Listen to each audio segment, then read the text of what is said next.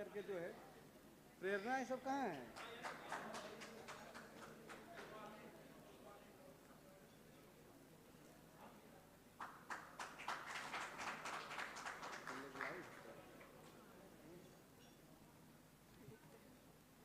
सब लाइव है, लाइव चल रहा है।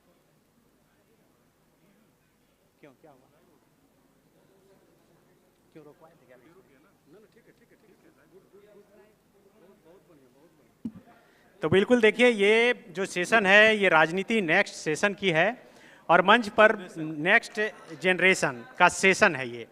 तो ये अभी स्वागत कार्यक्रम हो रहा है बहरागोड़ा के पूर्व विधायक कुणाल सारंगी जी का। अभी देखिए कि मांडर की विधायक शिल्पी नेहा तिर्की हैं, उनका स्वागत नैन्सी उरांव जी कर रही हैं, जो फॉलोअप की मजबूत साथी हैं। वेबसाइट पर जितनी खबरें आप पढ़ते हैं ज़्यादातर वो नैन्सी उरांव जी ही उसको एडिट करके लिखती हैं, लगाती हैं। जयराम महतो जी का स्वागत कर रही हैं रूपाली दास। रूपाली कंटेंट राइटर हैं। रानी सिंह जी स्वागत करेंगी सूर्या सिंह जी का।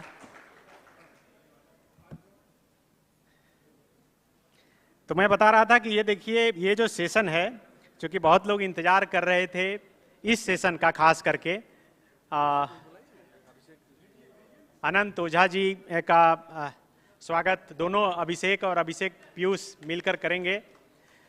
अभिषेक पीयूष जो है वो कोल्हान प्रमंडल के हमारे साथी हैं। आपने कई खबरें देखी होगी, चंपई सोरेन जो पूर्व मुख्यमंत्री हैं उनके इंटरव्यू से लेकर और कई चीज़ें आप लगातार कवरेज देख रहे होंगे। उनके साथ में पीयूष मिश्रा जी हैं जो हजारीबाग के हमारे साथी हैं। तो ये मोमेंटो फिलहाल रख लीजिए। तो मंच पर कुर्सियां अधिक हो गई, मुझे बैठकर पूछने के लिए जगह नहीं है, इसलिए खड़ा खड़ा ये मैं सवाल पूछूंगा और यहीं से इस सेशन की शुरुआत करते हैं। तो देखिए, मंच पर जो मौजूद लोग हैं वो किसी पहचान के जो मोहताज हैं वो नहीं हैं और आप हर एक चेहरे से वाकिफ हैं। सोशल मीडिया का ज़माना है, इंटरनेट का ज़माना है और इंटरनेट के ज़माने में ये जितने शख्सियत हैं, चेहरे हैं, वो अपने बोलने के अंदाज से, कहने की शैली से वो बहुत लोकप्रिय हैं, प्रचलित हैं। किसी के बारे में कोई परिचय कराने की ज़रूरत नहीं। मैं इतना ज़रूर कह सकता हूँ, एक एक करके अगर परिचय कराया जाए, आप देखिए कि कुणाल सारंगी विदेश में पढ़ाई कर, नौकरी छोड़कर फिर यहाँ लौट कर आए और विधायक नहीं रहने के बाद भी कोरोना संकट में जिस तरह से उन्होंने काम किया, जनसेवा केंद्र, रोजगार मेला, तमाम चीज़ें लगाई। और जब ये आईटी सेक्टर, बहुत सोशल मीडिया का ज़माना नहीं था और ये झारखंड मुक्ति मोर्चा के उस समय विधायक थे, उस समय मुझे याद है कि उन्होंने एक इसी तरह का कॉन्क्लेव आयोजित किया था। इसके अलावा बात करें, जयराम महतो जी की पीएचडी स्कॉलर हैं। सूर्या जी जो हैं ये पलामू प्रमंडल से आते हैं। तो संथाल प्रमंडल से जो है अनंत ओझा जी हैं और संथाल बहुत हॉट बना हुआ है इस झारखंड विधानसभा चुनाव के दौरान। शिल्पी नेहा तिर्की जो एमबीए करके बेंगलुरु में फ्लिपकार्ट जैसी कंपनी में नौकरी करती थी, ऐसी स्थिति बनी, पारिवारिक स्थिति, कि उन्हें बीच में छोड़कर आना पड़ा और देखिए कि आई और कम समय में ही झारखंड की राजनीति में इस तरह से छा गई हैं। इनका जब भी इंटरव्यू किया जाता है लोग बहुत पसंद करते हैं, बहुत साफगोई से ये बोलती हैं, स्पष्ट बोलती हैं, क्लियर बोलती हैं, अच्छी बोलती हैं। और संजय मेहता जी हैं। संजय मेहता ने अभी हाल ही में एक और अपना ये JBKSS पार्टी बनाया है, पुरानी JBKSS जो थी उसे ये कर इन तमाम मसलों पर बातचीत करेंगे। हम चाहेंगे कि शुरुआत, चूँकि अनंत ओझा जी वरिष्ठ भी हैं सभी में और राजनीति में फिलहाल संथाल परगना ही फोकस है, तो अनंत ओझा जी से मेरा सवाल यही रहेगा कि आप कैसा झारखंड चाहते हैं। आप सभी से मेरा एक सवाल है कि आप कैसा झारखंड चाहते हैं। क्या अनंत ओझा जी को सचमुच में लगता है कि रोजगार से बड़ा बांग्लादेश घुसपैठ का मुद्दा यहां पर बड़ा है? सर्वप्रथम आप सबका यह देशज अंदाज में, चूंकि मेरे प्रश्न, आपने जो प्रश्न किया और उस उत्तर में आपके अभिनंदन के साथ ही उत्तर है। ये झारखंड की माटी और इस झारखंड के युवा कैसा परिवर्तन ला सकते हैं, द फॉलोअप के टीम ने इसको कर दिखाया है, साबित करके दिखाया है। और इसलिए आप सबके अभिनंदन में ही हम आपके प्रश्न का उत्तर छुपा हुआ है। बहुत शुक्रिया। दूसरी बात कि 90 के दशक से जब हम सब लोग आए, उस समय हमारे सामने एक कृत बिहार था और छात्र राजनीति के नाते हम एक नारा हमेशा लगाते थे, लड़ो पढ़ाई करने को, पढ़ो समाज बदलने को। और दूसरा उद्घोष था, भीख नहीं अधिकार चाहिए, जीने के लिए रोजगार चाहिए। तो ये इन भावनाओं के साथ जब कोई युवा राजनीति में कदम रखता है और उसके सामने सपने होते हैं अपने लोगों को हाथों में रोजगार देने का, अपने राज्य के हितों की भावनाओं को रखने का, और वैसे विषय में जब उसी काम करते करते जब विधायी व्यवस्था का हिस्सा बनता है, तो उसी माटी की मोह, जिस माटी की लड़ाई को लेकर के हम ये आवाज, चाहे वो देश के परिप्रेक्ष्य में हो, चाहे वो राज्य के परिप्रेक्ष्य में हो, चाहे जिला के परिप्रेक्ष्य में हो, चाहे हमारे गांव के परिप्रेक्ष्य में हो, तो जब माटी के दर्द को पुकारते हैं तो सच में लगता है कि इन विदेशी आक्रांताओं से, ये बांग्लादेशी घुसपैठिए जो हमारे जल, जंगल, जमीन, हमारे रोजगार को कब्जा कर रहे हैं, और उस लड़ाई का हिस्सा बनते हुए इस प्रदेश में जो एक नासूर का रूप लिया है, इस घुसपैठ के खिलाफ एक आह्वान के साथ, उस विगत 10 वर्षों से राज्य ने भी देखा है, उस आह्वान के साथ हम इस परिवर्तन को लड़ाई चाहते हैं, जहां घुसपैठ मुक्त हमारा झारखंड हो। बांग्लादेशी घुसपैठ जो अवैध रूप से हमारे यहाँ घुसे हुए हैं, उससे मुक्त हमको झारखंड चाहिए। जवाब इसका सर शिल्पी नेहा तिर्की जी से होगा। क्या सचमुच में घुसपैठ हो रहे हैं? क्या सचमुच में डेमोग्राफी बदल रहा है? आज के समय में घुसपैठ पूरे देश भर का डेमोग्राफी को बदल रहा है, मगर ये मुझे समझ में नहीं आता है कि ये चुनाव से पहले केवल झारखंड को क्यों टारगेट किया जा रहा है। आज आप देखेंगे तो सियाचिन बॉर्डर में चाइना रोड बना रहा है, उसके बारे में हम लोग क्यों नहीं चर्चा कर रहे? घुसपैठ हो रहा है, और घुसपैठ पूरे झारखंड में नहीं, पूरे देश भर में हो रहा है, और ये एक इंटरनेशनल मैटर अफेयर का इशू बनता है। और इसमें सबसे बड़ा सवाल जो मैंने विधानसभा में भी रखा था कि होम मिनिस्ट्री से, भारत के होम मिनिस्ट्री से होना चाहिए कि भारत का होम मिनिस्ट्री क्या कर रहा है जब चाइना में रोड बन रहा है, जब चाइना रोड बना रहा है आपका इंडिया में। भारत के मिनिस्ट्री से, होम मिनिस्ट्री से ये सवाल करना चाहिए कि जब पूरे बैंगलोर जैसे शहर में, बॉम्बे जैसे शहर में, असम जैसे जगहों पे जब बांग्लादेशी घुसपैठ आ रहे हैं, तो एनआरसी जैसे पॉलिसी आपने बनाया, उसका क्या इफेक्टिवनेस रहा इन राज्यों में या इन जगहों पे? तो मुझे लगता है कि अपनी विफलताओं को एक चुनावी गिमिक बना के परोसा ना जाए तो उचित रहेगा, क्योंकि अगर ये कंसर्न है तो पूरे देश भर के लिए कंसर्न है, और इसको हम लोग कैसे टैकल करते हैं ये तो पूरे देश की जनता को और इस देश को जो आज चला रही सरकार है उसको सोचना चाहिए। तो अगला सवाल कुणाल सारंगी जी से होगा कि क्या आप जो विदेश से पढ़ाई छोड़कर आए थे झारखंड कि हम विधायक बनेंगे, चुनाव लड़ेंगे, आपके पिताजी भी पॉलिटिक्स में रहे हैं, आपने सोचा था कि यहाँ आएंगे तो बांग्लादेशी घुसपैठ, हिंदू मुसलमान, ये मुद्दे रहेंगे? आप क्या सोचकर आए थे और क्या देख पा रहे हैं? देखिए, पहले तो मैं फॉलोअप का धन्यवाद करता हूँ इस कॉन्क्लेव का आयोजन करने के लिए, और सभी जो मेरे साथ सह पैनलिस्ट हैं उनको भी अभिवादन देता हूँ, और जो दर्शक यहाँ पर जो आज उपस्थित हैं इस हॉल में। मैं जो अनंत जी का उत्तर था और शिल्पी जी का उत्तर था, मैं वहीं से शुरू करता हूँ। देखिए, जो इशू होता है, हर पॉलिटिकल पार्टी अपने एजेंडे के हिसाब से अपना पॉलिटिकल बैंक, वोट बैंक, अपना इलेक्टोरल जो प्रोस्पेक्ट है उनका, उसको देखते हुए मुद्दे तय करती है। मैं जरूर समझता हूँ, अगर मुझे आप मेरी व्यक्तिगत राय लेना चाहें तो मैं निश्चित रूप से समझता हूँ कि आज झारखंड में जो स्थितियाँ हैं उसे देखते हुए हम कह सकते हैं कि हमारे पास बहुत बड़े मुद्दे हैं जिनका अभी तक समाधान निकल जाना चाहिए था। अगर 24 साल में हम यही नहीं जानते हैं कि झारखंडी कौन है, और आज भी एक परफेक्ट स्थानीयता नीति के लिए लड़ाई हो रही है, हम नहीं जानते हैं कि हमारी स्थानीयता नीति कौन सी है, नियोजन नीति कौन सी है, स्थानीय है कौन, तो हम किस घुसपैठिए की बात कर रहे हैं, कौन से हिंदू मुस्लिम की बात कर रहे हैं? तो रोजगार आएगा कहां से? जब तक आपके पास क्लियरली आपके पास नियोजन नीति नहीं रहेगी, आखिर नियोजन होगा कैसे? स्थानीयता अगर परिभाषित नहीं रहेगी सही तरीके से, इन मुद्दों पर प्रायोरिटी के साथ, और 24 साल अगर किसी भी पार्टी की गवर्नमेंट रही होगा लगा है, तो ये कलेक्टिव फेलियर है, एक सामूहिक विफलता है जिसको हम सबको स्वीकार करना चाहिए। और कोई भी युवा, जब यहाँ जितने पैनलिस्ट यहाँ पर बैठे हैं, मेरा दृढ़ विश्वास है कि वो सभी अपने जीवन में कुछ और भी कर सकते थे। यहां जितने लोग इस पैनल में हैं सब लोग राजनीति में बाय चॉइस हैं, कोई बाय कंपल्शन नहीं है। जितने लोग यहां पर बैठे हैं सब अपना कुछ और करियर कर सकते थे। अगर हम लोगों ने इस पेशे को अपनाया है, इस पेशे में कदम रखा है, तो हमसे ना केवल जनता की उम्मीद होती है, हमें अपने आप से भी ये उम्मीद रहनी चाहिए और इस पर काम करना चाहिए कि हम एक विभिन्न अलग दृष्टिकोण के साथ काम करें, जिसमें कि विकास सेंट्रल एजेंडा हो, यहाँ का सामूहिक विकास, यहाँ के स्थानीय लोगों का विकास, सामूहिक उनका विकास एजेंडा हो, तभी ये राज्य आगे बढ़ सकता है। अगला सवाल जयराम महतो जी से होगा कि जो कुणाल सारंगी जी बोल रहे हैं उसी मुद्दे को लेकर आप पिछले 2-3 साल से लगातार सड़क पर हैं, सभा को संबोधित कर रहे हैं, लोगों को समझाने की कोशिश कर रहे हैं कि झारखंड के क्या मुद्दे हैं, किन मुद्दों के साथ सामने आना चाहिए। जयराम महतो के सपनों का झारखंड कैसा है? अभी चूंकि आप चुनाव लड़ने की घोषणा कर चुके हैं, 81 सीट पर चुनाव लड़ने जा रहे हैं, तो किन बात को लेकर जा रहे हैं जनता के बीच? आपके हिसाब से कैसी पॉलिटिक्स होनी चाहिए, कैसा झारखंड होना चाहिए? सबसे पहले द फॉलोअप का बहुत बहुत धन्यवाद, आभार कि आज के इस कार्यक्रम में हमें जगह मिली है। जहाँ तक मेरे सपनों का झारखंड, तो मैं उन महापुरुषों से भिन्न नहीं हूँ, चाहे वो बिरसा भगवान रहें, तिलका मांझी रहें, विनोद बिहारी महतो रहें या शहीद निर्मल महतो रहें। मैं उनसे भिन्न नहीं हूँ।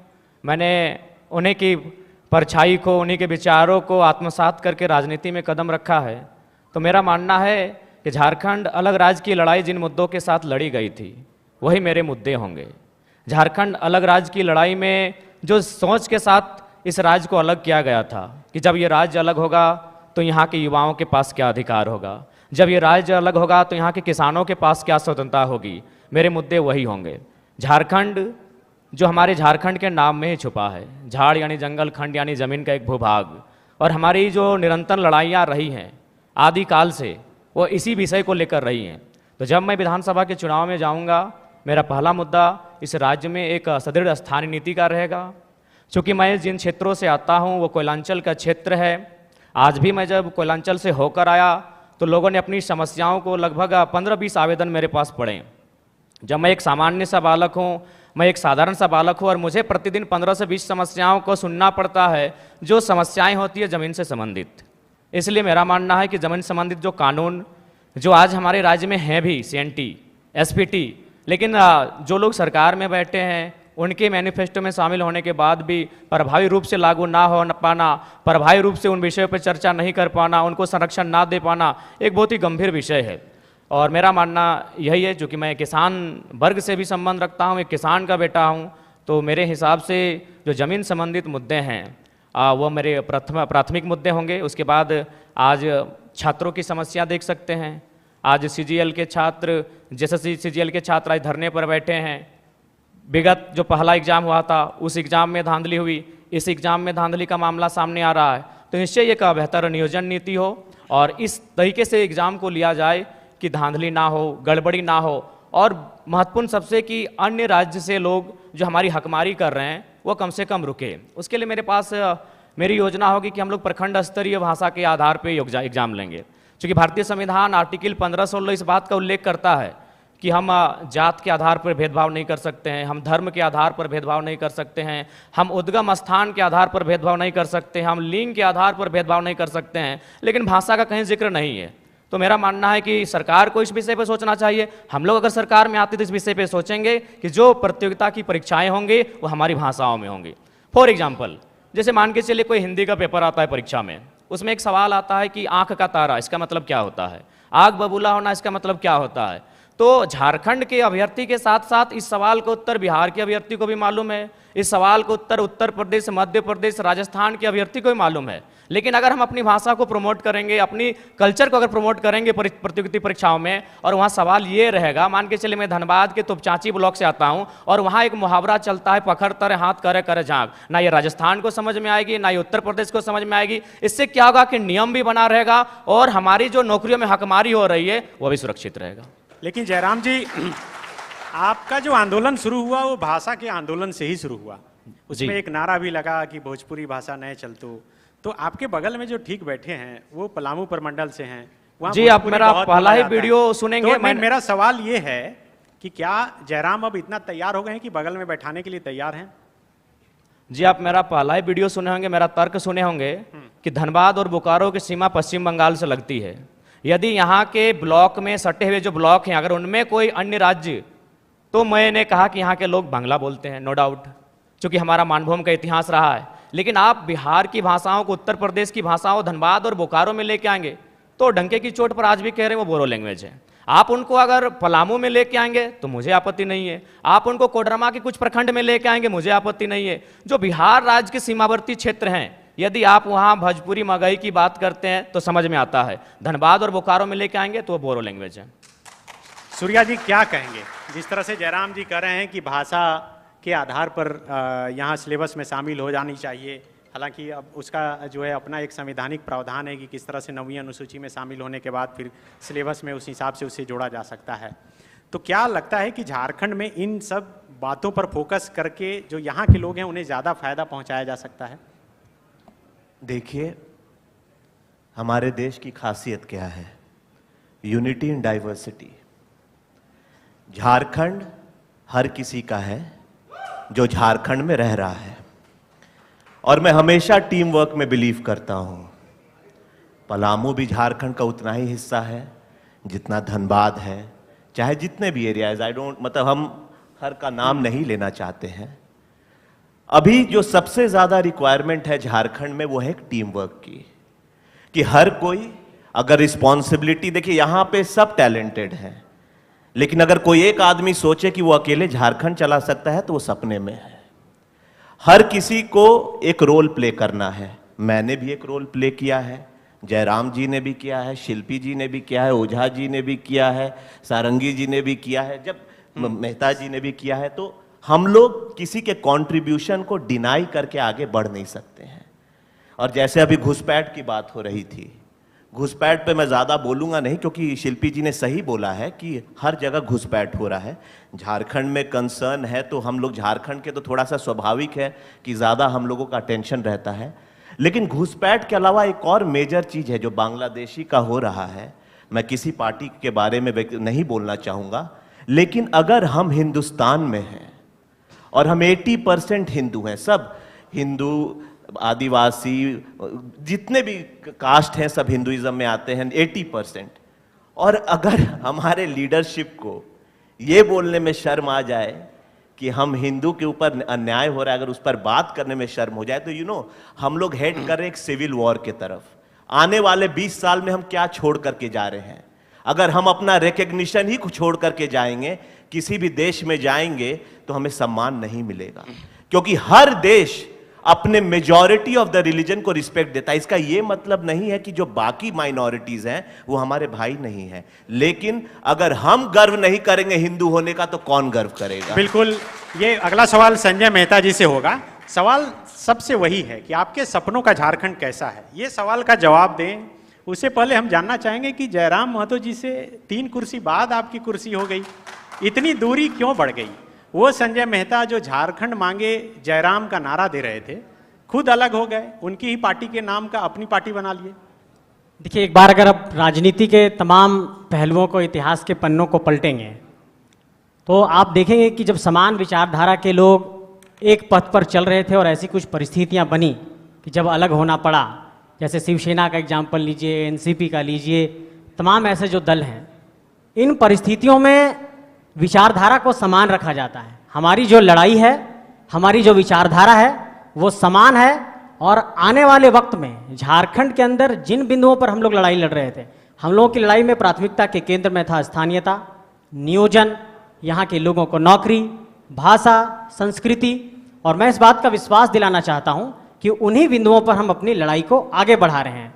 और ये कुर्सी दूरी हुई है तो ऐसा नहीं है कि अगर हमारे साथ अभी यहाँ पर जयराम जी बैठे हैं तो उनसे हाथ नहीं मिलाऊंगा, उनसे गले नहीं लगूंगा। वैचारिक तौर पर कुछ हमारी दूरियां हो सकती है, लेकिन व्यक्तिगत तौर पर संबंध बना रहेगा। ये दूरियां इसलिए हुई कि कुछ मैं जिन चीज़ों को करना चाहता था संगठन के अंदर वो नहीं हो पाया था, इसलिए मैं दूर हुआ। लेकिन उन पहलुओं पर ना जा करके अब मैं आइडिया ऑफ झारखंड पर आना चाहता हूँ, जिस आइडिया ऑफ झारखंड की आप बात कर रहे हैं। मैं ये चाहता हूँ कि 24 सालों के झारखंड में सबसे पहला काम जिस पहलू पर होना चाहिए था वो नीतियों के आधार पर काम करने की जो हमारी प्रतिबद्धता थी किसी भी सरकार की, उस पर काम होना चाहिए था। इस झारखंड के अंदर देखिए कि कितना बड़ा, एक बहुत बड़े स्तर पर आप देखेंगे राजनीति का जो प्राथमिक स्तर है, पंचायती राज की व्यवस्था, जब उसमें चुनाव हुआ तो ओबीसी का रिजर्वेशन फॉलो नहीं हो पाया। मंडल कमीशन की सिफारिश ने कहा कि ओबीसी को कम से कम 27 पर आरक्षण होना चाहिए। और आप सोचिए कि जब सरकार ने विधेयक बनाया तो वो आरक्षण का 77% का विधेयक रिजेक्ट हो गया। मैं ये कहना चाहता हूं कि एक राज्य के अंदर अगर किसी विधेयक को आप नहीं लागू कर पा रहे हैं और चुनाव करा दे रहे हैं पंचायती राज व्यवस्था में, और समाज का एक बड़ा हिस्सा प्रतिनिधित्व से कट जा रहा है, ये तो फिर बहुत बड़े स्तर पर आप कह सकते हैं कि आपके पास पॉलिसी की पैरालिसिस है।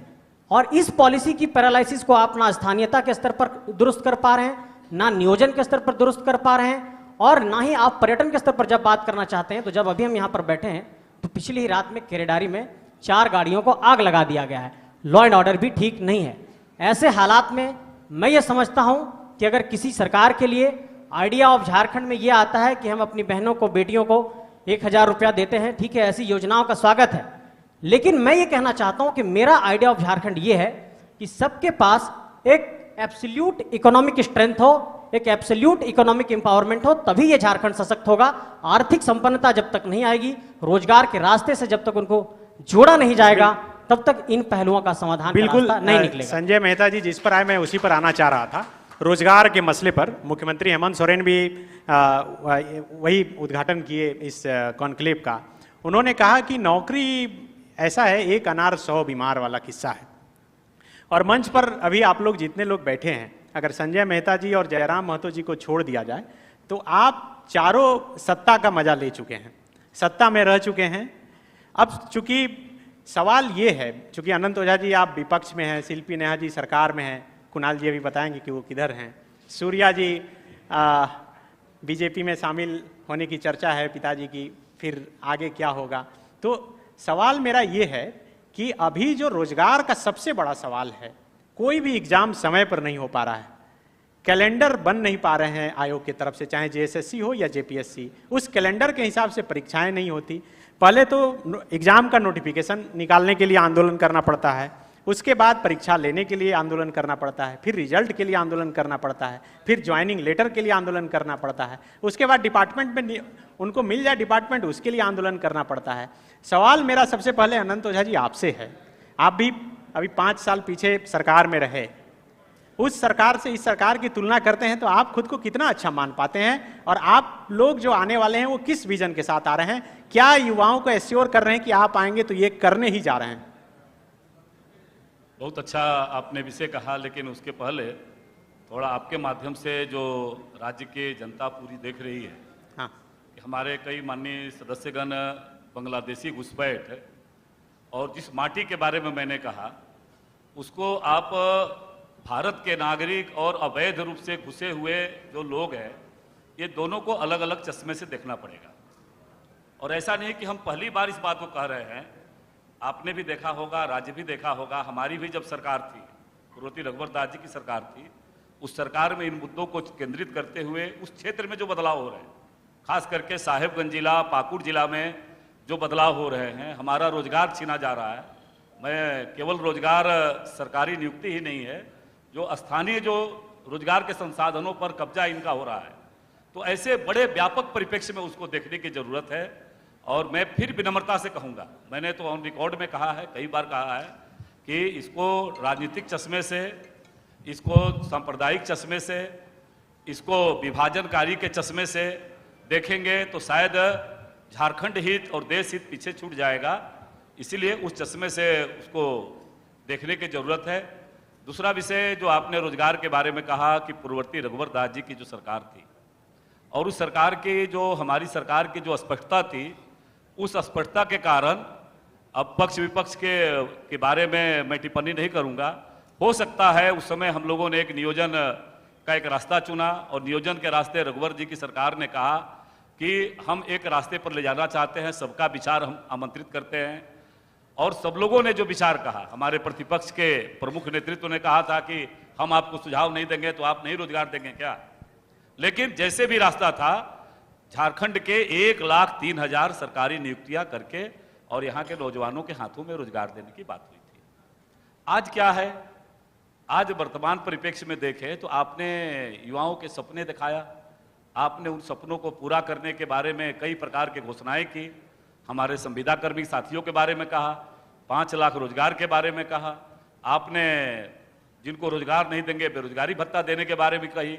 और जब आपको बारी आई देने की तो फिर वही सवाल आता है कि जब नौजवान सड़कों पर, मैंने सदन के अंदर कई बार इस बात को उठाया था कि कितना रोजगार मिला, सरकार लिखित उत्तर दी, कभी 3000 दी, कभी 2000 दी।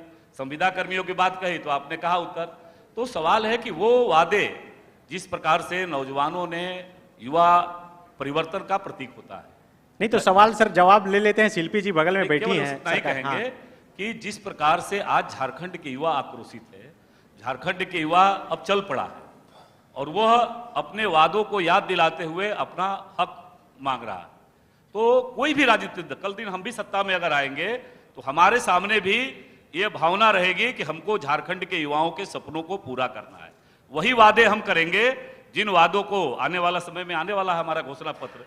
तो इन वादों के साथ कि आखिर कोई भी राजनीतिक दल ये हिम्मत नहीं करेगा कि हम उसके सपनों को झूठा बनाने की दिशा में हम काम नहीं कर सके।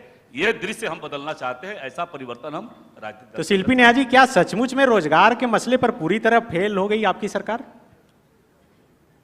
सानी जी, मैं इसको किसी पॉलिटिकल पार्टी के नज़रिए से नहीं, मगर अपने जनता को मैं इस सवाल का जवाब देना चाहती हूँ कि झारखंड की सरकार ने, माननीय मुख्यमंत्री हेमंत सोरेन के नेतृत्व में जो चल रही महागठबंधन की सरकार है, हमारा एक 100% एक सच्ची निष्ठा से प्रयास रहा कि हम लोगों को रोजगार डिलीवर करें, नौकरी डिलीवर करें। समय से यहाँ परीक्षा कराने का भी प्रयास सरकार ने किया है।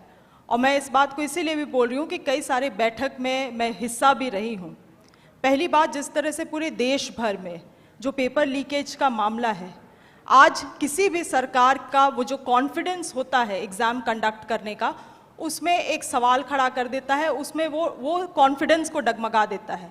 आज सवाल, सरकार कितनी भी मजबूत रहे, आज वो 2 बार सोचती है, 10 बार सोचती है एग्ज़ाम कराने से पहले कि ये एग्ज़ाम क्या हम लोग सक्सेसफुली करा पाएंगे। क्योंकि जिस तरह से जो सिंडिकेट काम कर रही है, और खासकर में आज वो सिंडिकेट आपको झारखंड में भी काफ़ी एक्टिव दिखती है। कौन है वो सिंडिकेट, कौन है? देखिए, वो तो जनता को पहचानना होगा, वो कौन लोग हैं। जब सहायक आचार्य का जब यहाँ पे नियुक्ति किया जाता है, उनका जब एग्जाम लिया जाता है, तो कौन है वैसे लोग? लेकिन स्टूडेंट तो बोल रहे हैं सरकारी सिंडिकेट है। मैं इसका सवाल का पूरा मुझे कंप्लीट करने दे। कौन है वो लोग जो कोर्ट जाते हैं किसी भी नियुक्ति के लिए? कौन है वो लोग जो नरेटिव बिल्ड करते हैं? आज सरकार अपने तरफ से प्रयास करी है इंटरनेट बंद भी करना। मुझे लगता है ये बहुत एक सही कदम था सरकार के द्वारा, मगर फिर भी एक ऐसा नरेटिव बिल्ड किया गया कि इसमें धांधली हुआ है, इसमें गलत हुआ है। और अगर गलत हुआ भी है तो ये जांच का मामला बनता है। मगर जिस तरह से जो पॉलिटिकल पार्टीज़ हैं, जो दल हैं, जो संगठन हैं, जो इसमें इन टॉपिक्स को पिक करके आगे आती हैं और फिर इसको एक राजनीतिक रंग देने का प्रयास करती हैं, तो मुझे लगता है इन चीज़ों से ये चीज़ें गलत हैं। यहाँ के जनता के लिए गलत है, यहाँ के युवाओं के लिए गलत है, और जो एक परसेप्शन बिल्ड किया जा रहा है इस स्टेट के लिए, वो भी गलत है। इसलिए मैं इस बात को कहूँगी कि हम लोग भले 100% सफल नहीं हो पाए इस सेक्टर में, मगर हम लोगों का प्रयास और मनसा बिल्कुल 100%। जयराम जी, आप तो हमेशा हजारों की भीड़ में रहते हैं, शिल्पी जी को बताइए वो सिंडिकेट कौन है? वो सिंडिकेट कौन है जो परीक्षाओं को बाधित करवाता है, पेपर लीक करवा देता है? देखिए, वो ऐसे लोग हैं जिनको लगता है कि इस दुनिया में मौत नाम की कोई चीज़ नहीं होती है, जिनको लगता है कि शायद वो सारा धन एकत्रित करके स्वर्ग जा सकते हैं, वहाँ सुख भोग सकते हैं। बिल्कुल ये बहुत गंभीर समस्या है और मुझे लगता है कि इसमें सरकार के लोग शामिल होंगे, विपक्ष के लोग शामिल होंगे, ये कोई नई बात नहीं है। अगर आदरणीय शिल्पी जी कह रही हैं कि अगर वो जनता जानती है, तो जनता को मालूम है कि किस प्रकार से जेपीएससी की परीक्षा होती है। उनमें जब रिजल्ट आता है तो विधायक जी के रिश्तेदार होते हैं, विधायक जी के भाई होते हैं, विधायक जी के भतीजे होते हैं, तो ये किसी से छुपा नहीं है। बिल्कुल ये इसी बीच से है, इसी सिस्टम के बीच से है, इसमें किसी एक का कोई योगदान नहीं है। इसमें 24 वर्षों से जिन लोगों ने राज्य की सत्ता को संभाला है, 24 वर्षों से जिन लोगों ने इस राज्य की सरकार को चलाया है, पक्ष बन के विपक्ष बन के, सबका उसमें हिस्सेदारी होता है। तो इसलिए जिस दिन वो इस बात को मानेंगे कि हमें एक समानतापूर्वक जीवन जीना है, हम लोग वास्तव में इंसान मनुष्य तभी हैं जब दूसरे की दर्द, दूसरे की तकलीफ और पीड़ा को देखकर हम भी पीड़ित होते हैं, तब शायद ये माहौल बदले। लेकिन फिलहाल ऐसे परिवेश में ये बुद्ध का देश भले है, लेकिन आज बुद्ध के विचार बिल्कुल विलुप्त हो चुके हैं। मुझे नहीं लगता है कि कोई शांति प्रिय तरीके से इस प्रकार के रास्तों से हटेगा। तो इसलिए मेरा मानना है कि नहीं, आपके समर्थक जो हैं वो next CM Tiger Jairam Mahato लिखते हैं, तो नेक्स्ट सीएम के पास क्या विजन है, कैसे आप करेंगे जो सब चीज ट्रांसपेरेंट? देखिए, सबसे पहली बात, उन भय बिना प्रीत नहीं। उनके साथ अगर दोषी पाए जाते हैं तो कठोरतापूर्वक कानूनी कार्रवाई की जाएगी, और मैं बिल्कुल उसका पक्षधर हूँ। क्योंकि अगर एक व्यक्ति पे कार्रवाई होती है और उस कार्रवाई से अगर हजारों स्टूडेंट को एक उम्मीद मिलती है, अगर एक व्यक्ति पे कार्रवाई होती है और हजारों किसानों की खुशहाली आती है, तो मुझे लगता है उस व्यक्ति पे कार्रवाई होनी चाहिए। और मैं अपना एक अनुभव बताना चाहूँगा। हालांकि ऐसे मंचों पे जहाँ एकेडमिक लोग आके सुन रहे हैं, इंटेलेक्चुअल लोग आके सुन रहे हैं, नहीं बोलना चाहिए, लेकिन मुझे मेरा जो करैक्टर है वो सबके सामने मैं आपको बताना चाहूँगा। ये बेरमो कठारा की घटना है। वहाँ एक व्यक्ति का अटेंडेंस रोक दिया जाता है, पंच ब्लॉक कर दिया जाता है, जो नौकरी का प्रावधान होता है कोलियरी में। वो व्यक्ति हमारे पास आता है, आके हमें सुनाता है कि भैया ऐसा ऐसा बात है, मेरा कसूर इतना है कि झारखंडी है और हमें मतलब मेरा पंच को ब्लॉक कर दिया गया है, मेरे अटेंडेंस को रोक दिया गया है, तो कुछ उपाय किया जाए। तो हम उनको फ़ोन लगाते हैं, तो हमने परिचय दिया कि सर ऐसा क्यों करते हैं, गरीब आदमी है, बड़ी मुश्किल से रोजगार चलता है, तो इनको पुनः रख लिया जाए। तो उधर से आवाज़ आई कि आप कौन बोल रहे हैं? तो हमने कहा कि हम जयराम कुमार महतो बोल रहे हैं, वर्तमान में गिरिडीह लोकसभा लड़े हैं। तो बोला नहीं, आपसे हम परिचित नहीं है। तो हमें लगा कि शायद वो विधायक या सांसद की पैरवी सुनना चाहते हैं। तो मैंने इतना कहा था कि 2 महीने के बाद चुनाव है, हम बेरमो भी लड़ेंगे, गोमिया भी लड़ेंगे, डुमरी भी लड़ेंगे। अगर वहां से कोई भी सीट जीत के आ जाते हैं तो आपको दामोदर नदी में ले जाकर डाल देंगे। विश्वास कीजिए, विश्वास कीजिए, वो व्यक्ति का भी नाम बता देंगे, ऐसा नहीं हम झूठ बोल रहे। 10 सेकंड में उनका आवाज बदला कि जयराम बाबू बोलिए क्या बात है। अगर मेरे इस व्यवहार से उसका नौकरी बच जाता है तो मुझे अपने इस व्यवहार से कोई कंप्रोमाइज नहीं करना है। 24 साल आपने चला लिया श्रीमान करके, 24 साल आपने चला लिया नियम कानून की बात करके। हमें लगता है कि एक एग्रेसिव गवर्नमेंट आनी चाहिए, और मेरा यही एग्रेशन मुझ में रहेगा। चूंकि मैं ना संजय मेहता जी के तर्ज पे मैं बरी से आता हूं, ना मैं चौपारण से आता हूं, ना मैं गढ़वा से आता हूं, मैं धनबाद से आता हूं। मैं एक घटना सुनाता हूं सुरेश महतो की, और विधायक मैडम बैठी हैं, हालांकि उस समय वो बहुत किस्सा पुराना है। वह झरिया विधानसभा की घटना है, वह भोरा क्षेत्र की घटना है। एक व्यक्ति है, उनका नाम है सुरेश महतो, मैं उस कौम का बेटा हूं। एक व्यक्ति थे, उनका नाम था सुरेश महतो, मैं उस कौम का बेटा हूं। उनको मारा गया था, उनकी सांसें थी, उनके दोनों पांव को काटा गया था। उनकी सांसें चल रही थी, उनके दोनों हाथ को काटा गया था। उनकी सांसें चल रही थी, उनके दोनों आंख को निकाला गया था। इसीलिए मैं मीठी बात करनी नहीं जानता। मुझे लगता है एग्रेशन से राज को बदलूंगा। मैं उस कौम से आता हूं, मैं उस क्षेत्र से आता हूं जहां हमने सिर्फ कत्लेआम देखा है। झारखंड हमने बनाया है भैया। निर्मल महतो के सीने में गोली लगी थी, तब झारखंड का चर्चा दिल्ली में हुआ था। तब राजीव गांधी को पता चला था कि हाँ, झारखंड की डिमांड किया जा रहा है। तो मुझे लगता है एक बार ये श्रीमान, ये नियम कानून, एक बार एग्रेशन की गवर्नमेंट होनी चाहिए। बाकी यूथ डिसाइड करे। मेरा जो व्यवहार है, फॉलो अप के मंच में भी मेरा यही व्यवहार है। पसंद लगे वोट कीजिएगा, ना लगे इग्नोर कीजिए। नहीं, आप जो बोल रहे हैं, आप जयराम जी बोल रहे हैं, सुनने में अच्छा लग रहा है। आप बोल रहे हैं रोंगटा नहीं, भी सुनने खड़ा में हो नहीं। जाता आप है। तब झारखंड राज्य को नहीं समझते हैं सन्नी जी। मैं बोल रहा हूँ एग्रेशन नहीं, आप नहीं समझते हैं झारखंड राज्य को। मैं एग्रेशन सुनने में अच्छा नहीं लगता, यही रियलिटी है। एग्रेशन मतलब क्या जानते हैं आप झारखंड राज्य को महोदय? एग्रेशन मतलब आप क्या जानते हैं झारखंड राज्य को? हम उस राज्य से आते हैं जहां एक संसद ने सीने में 12 गोली खाई थी। हम उस झारखंड से आते हैं जहां MP member of parliament Sunil Mahato ने 1, 2, 3, 4, 5, 6, 7, 8, 9, 10, 11, 12 गोली खाई थी सांसद ने। क्या सुनने में अच्छा लगता है? तब आप झारखंड को नहीं जानते हैं। एग्रेशन मतलब क्या? एग्रेशन मतलब यही है, कठोर डिसीजन, त्वरित कार्रवाई। आज कार्रवाई किस पे होती है? एक ठेला पे काम करने वाला है, तुरंत कार्रवाई होगी। एक मजदूर है, पुलिस तुरंत कार्रवाई करेगी। आपकी कार्रवाई उस समय काहे नहीं होती है?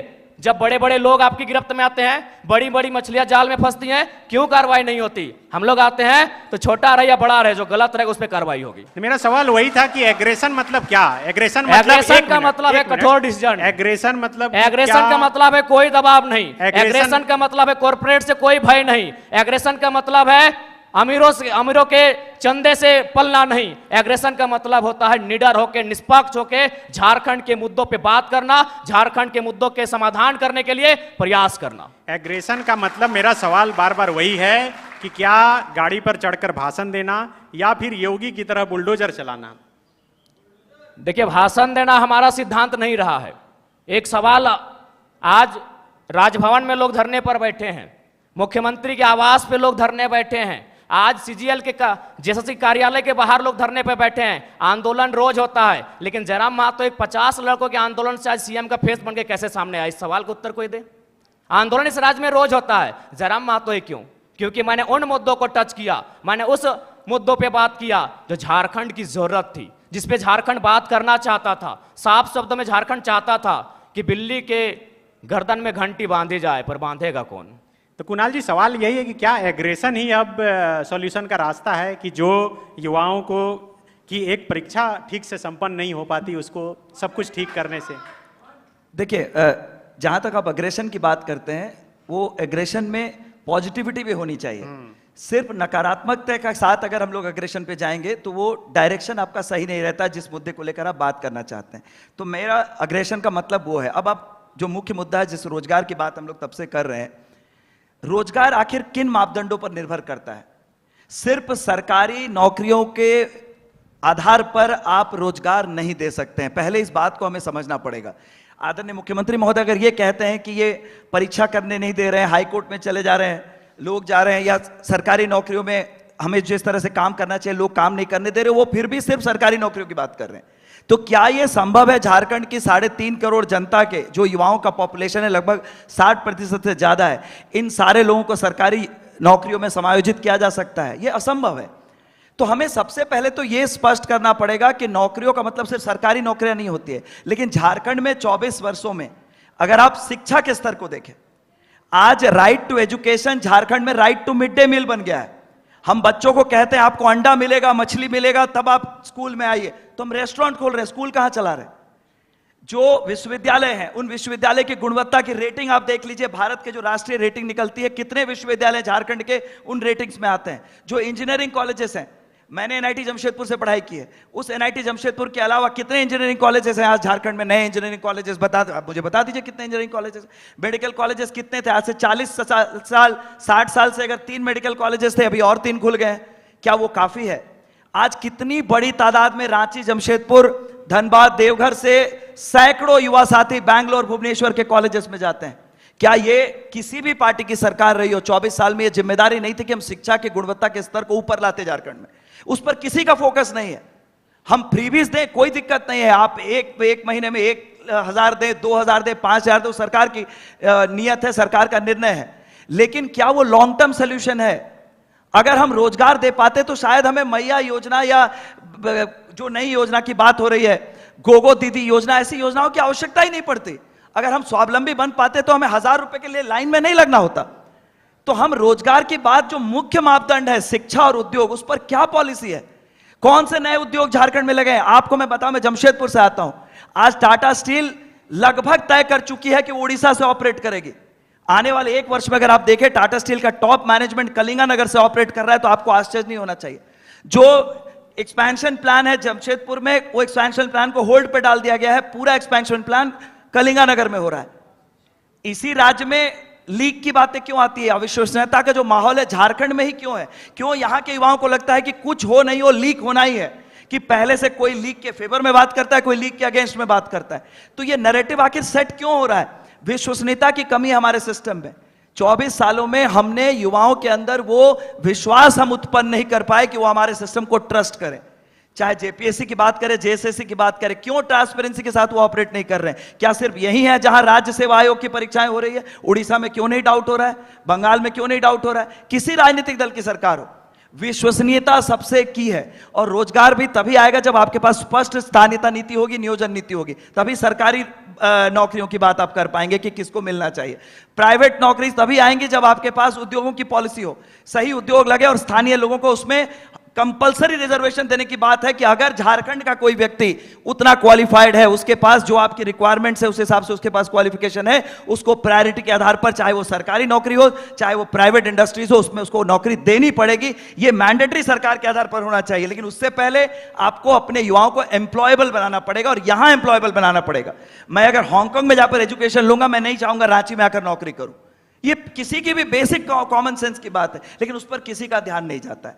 तो इसलिए रोजगार के लिए जो सबसे आवश्यक मापदंड है शिक्षा और उद्योग, उसको एक सुनियोजित तरीके से प्लान्ड वे में पॉलिसी बनाकर सबको साथ लेते हुए, everybody should be on the same page, अगर आप नीति बना पाइएगा तभी झारखंड आगे जा पाएगा, अन्यथा हर चीज में इसी तरह की बाधाएं आती रहेंगी। बिल्कुल गंभीर बात बोल रहे हैं। कुणाल जी थोड़ा साफ कर दीजिए, आप हैं किधर? बीजेपी में हैं, जेएमएम में हैं?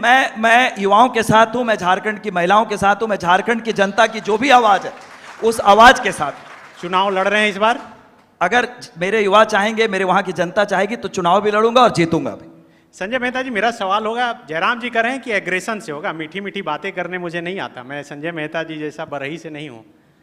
देखिए, मैं इसको थोड़ा सा डिस्क्राइब करता हूं। जब आप डेमोक्रेसी में विश्वास रखते हैं, जब लोकतंत्र पर आप आस्था रखते हैं, तो लोकतंत्र चलता है पॉलिसी से। और जब इस वक्त हम 21st सेंचुरी में हैं, पॉलिसी की बात कर रहे हैं, पॉलिसी रिफॉर्म की बात कर रहे हैं, और हम लोग पहले प्रश्न पर आए थे कि प्रश्न पत्र लीक होता है, एक सिंडिकेट है, इन सब चीज़ों पर आप क्या सोचते हैं? आपने ये प्रश्न किया था। मैं ये समझता हूँ कि अगर नौकरशाही के स्तर पर इतनी बड़ी जिम्मेवारी, एक आयोग को अगर ये जिम्मेवारी दी जाती है कि आपको एक फेयर एग्जामिनेशन कंडक्ट कराना है, और वहाँ से अगर प्रश्न पत्र लीक हो रहा है, अगर गोपनीयता भंग हो रही है, अगर कोई एजेंसी का नाम सामने आ रहा है, तो मैं ये मानता हूँ कि ये पूरे सिस्टम का एक कलेक्टिव फेलियर है, और इस फेलियर पर इसकी अकाउंटेबिलिटी तय होनी चाहिए, इसका कौन उत्तरदायी है इसके लिए तय होना चाहिए।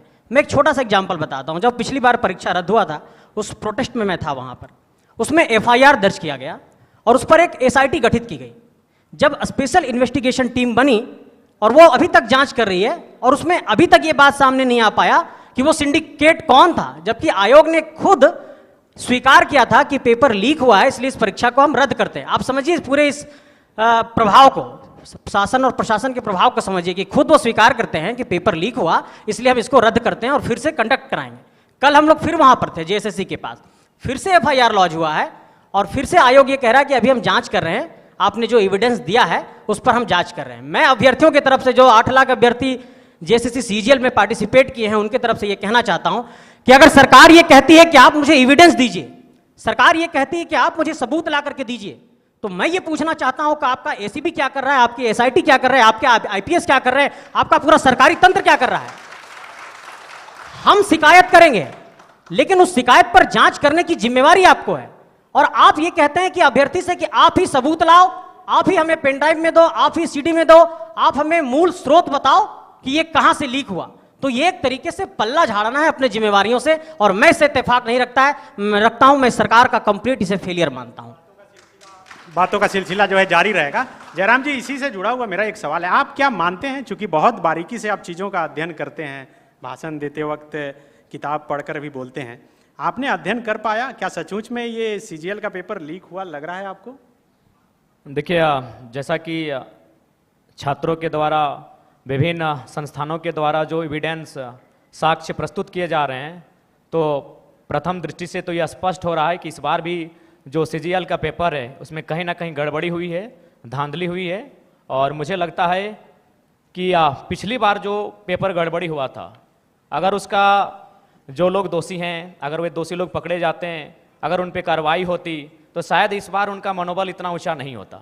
लेकिन चूंकि आपने SIT का गठन किया, आपने समय मांगा, आपको समय मिला, उसके बाद भी ये तय नहीं हो पाया है कि पिछली बार जो पेपर गड़बड़ी हुई थी, जो 28 जनवरी 2024 को जब इसका एग्ज़ाम हुआ था, तो मेरा मानना है कि कहीं ना कहीं आपका कठोर निर्णय ना ले पाना गवर्नमेंट का, आपका क्विक डिसीजन ना ले पाना, उन लोगों का मनोबल को बढ़ा रहा है। हमने कोल माफिया सुना था, हमने लैंड माफिया सुना था, अब यहाँ पेपर माफिया जैसे मामले सामने आ रहे हैं। तो इससे आप इनकार नहीं कर सकते हैं, इस पर आप मौन नहीं रह सकते हैं, ये तो आपको तय करना होगा, इस बात को आपको मानना होगा।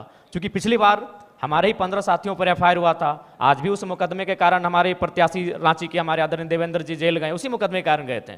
तो जाहिर सी बात है, वो हाईलाइट तभी हुआ जब हम लोगों ने प्रोटेस्ट किया। उस प्रोटेस्ट के परिणाम स्वरूप उस समय वर्तमान मुख्यमंत्री माननीय चंपई सोरेन जी थे, SIT का गठन हुआ। लेकिन आज परिणाम और निष्कर्ष आपके सामने क्या है? यानी आप लोग उन माफियाओं के मनोबल को बढ़ाने का कार्य आप स्वयं कर रहे हैं। तो ये तो आपको तय करना है कि आप छात्रों के साथ हैं या पेपर माफियाओं के साथ है, ये सरकार को आके तय करना है। यदि आप पेपर माफियाओं के खिलाफ हैं तो पिछली बार जो आपने एसआईटी का गठन किया था उसका निष्कर्ष क्या है, उसका रिजल्ट क्या है, दोषी कौन लोग हैं, वो कटघरे के पीछे कब होंगे, ये राज्य की जनता जानना चाहती है। सीजीएल जेएसएससी के तमाम 6 लाख अभ्यर्थी जानना चाहते हैं। बिल्कुल, सूर्या जी से यही सवाल रहेगा। आप सत्ता के में भी रहे, पिताजी रहे, बहुत करीब रहे, क्या आपके पास कोई फुल प्रूफ प्लान है ऐसा कि हम लोग अगर आएंगे सत्ता में, युवाओं को अगर मौका मिलेगा तो ऐसा करेंगे कि कुछ हो ही नहीं पाए? देखिए, अभी बातें हो रही थी अग्रेशन की। हाँ, तो हम तो आते ही हैं पलामू से। हाँ। और अग्रेशन को हम लोगों ने प्रोग्रेशन में बदला है। और इसलिए